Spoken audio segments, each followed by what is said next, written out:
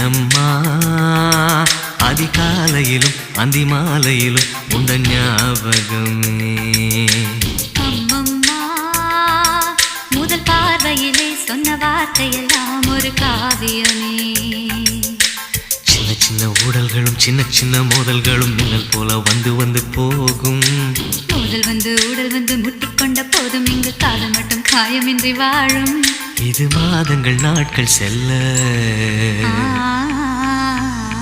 நிறம் மாறிடும் பூக்கள் அல்ல.